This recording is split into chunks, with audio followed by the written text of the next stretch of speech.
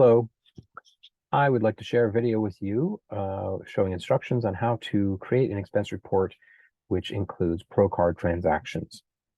So the first thing you're going to do in order to create an expense report is to log into Workday. And I always start at one.woostel.edu. I do recommend that you bookmark this page by clicking the star up here. On most browsers, you will have the ability to bookmark that by clicking the star.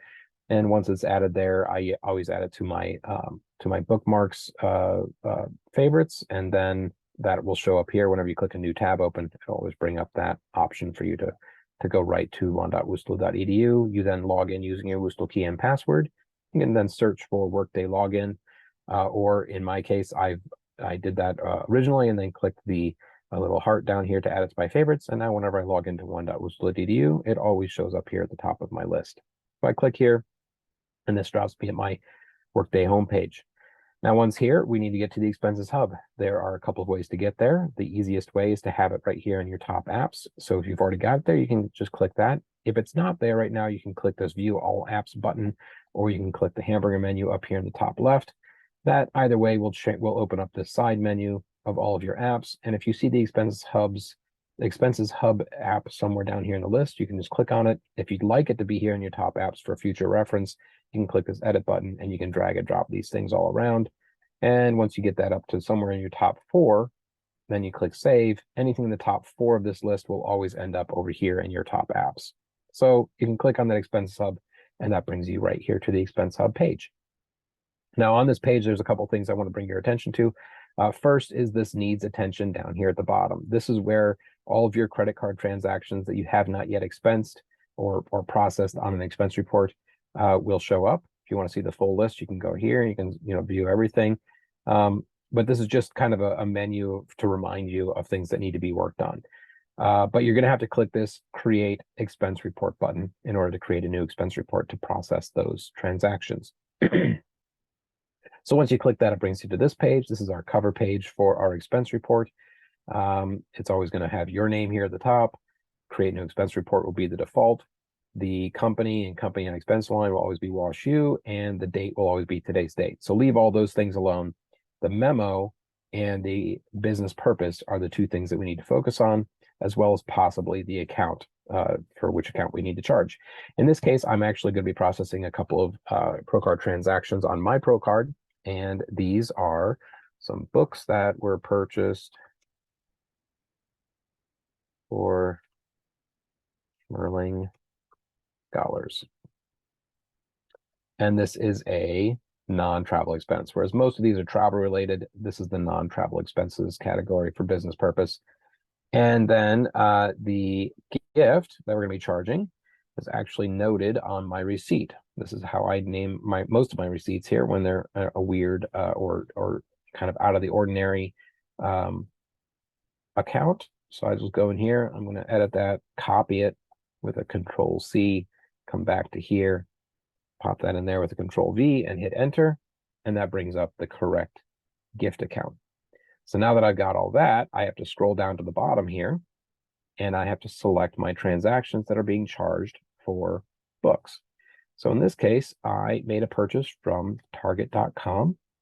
And unfortunately, on this Target.com bill for $500.20, you'll see here, it's kind of hard to see, it's a little bit small.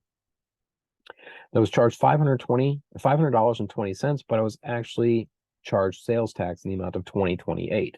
So I actually contacted Target and had them refund that sales tax. So I'm also going to pull that one in. And that is a recommendation we make. If you ever charge sales tax and you need to get it refunded to your Procard, please hold off on processing the original charge until the credit comes through for the sales tax, and then put them both on the same expense report. So now that I have my two transactions selected, I'm going to click OK. And that brings me to the expense report lines page. So you can see here I'm on the tab with the expense lines versus before we were on the header. Just to give you a quick breakdown of what the expense report looks like when you're at this level, you've got this top section up here, which is kind of the summary. You've got the red line that always tells you what you're doing. Right now you are creating an expense report, or I'm creating an expense report. It shows you the expense report that we are currently creating. There's the EX number. And then it shows the memo that I just entered on the last page on the header. It's also got your status. So we're currently in draft status because I'm just creating this. I haven't actually submitted anything yet. And then it also has this breakdown of all the different expenses. So if I had any personal expenses, it would be listed here. Personal expenses are marked by checking this box here. If I accidentally use my Procard to purchase something for a personal reason and it was an accident, then I'm going to owe WashU money back. And then I would check that box and it would appear there. If it's just company paid, meaning that it's been put on Procard, so we have here totaling 520, and this one refunding 2028, and that's giving us a total of 479.92. There is no prior balances applied or cash advance applied. That's usually only in the case of travel when you get a cash advance via a spend authorization. And there's no reimbursements here either because I have every card. I didn't spend any money out of pocket. So everything is in this company paid category.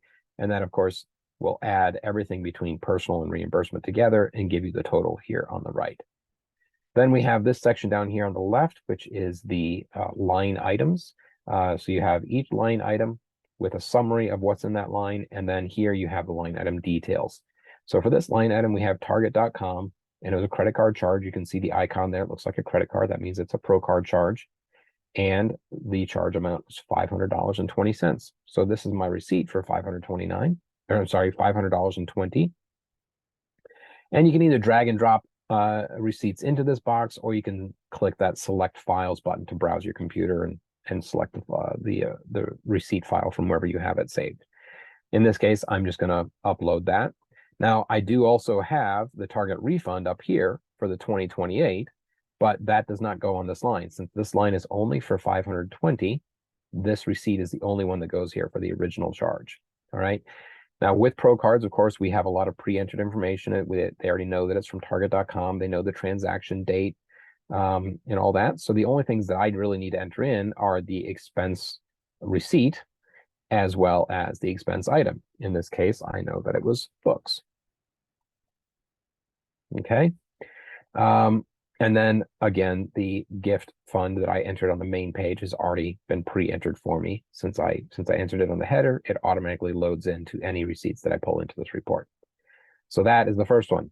Now you can see here I have this red exclamation point, and that means it's a warning, an error, and it's a hard stop. When it's a red exclamation point in a circle, it means that if I tried submitting this with those red exclamation points, it would not go through. It would stop and say, no, you need to fix these things. So if you're worried about what that is, you can always click this red banner up here on the top right. When it appears, it says 1 error and 1 alert. If you click on it, it pops this up and it says, these fields are required and must have values, expense item, since it wasn't there originally because I just added it into the report, but now I've added it there. Also, Procard transaction of $10 or more needs a receipt, and no receipt of $50 or more definitely needs to have a receipt.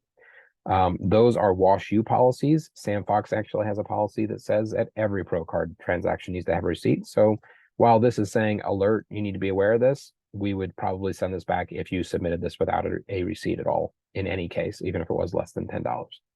In this case, we have a receipt of over $500, so it gave us both those errors. But now that I've entered in the expense item and I've uploaded a receipt, if I click this line here, it'll pull in the new information, it'll update that line, and now the error has gone away. So now I can click on the second line when I got my refund. Of course, it's still giving me the error. It's saying these fields are required, must have values. The expense item field must have a value. It's kind of the same error there. And then the alert is saying verify the quantity amount because I haven't entered in all the information here yet. So once I get this in here, I will be able to verify that. So the first thing I'm going to do is, oh, no, I didn't want to select from there. I'm actually going to go into here and drag and drop my target refund receipt. Now, again, this is just a print of an email that I got from target.com, orders@oe.target. And it's just saying there's an order update. They've reviewed this previous order and discovered we're entitled to a refund. And here's the dollar amount. And it was sent on an earlier date. It was on August 15th. It didn't actually go through. It actually went through on August 14th. So they sent it to me a day after.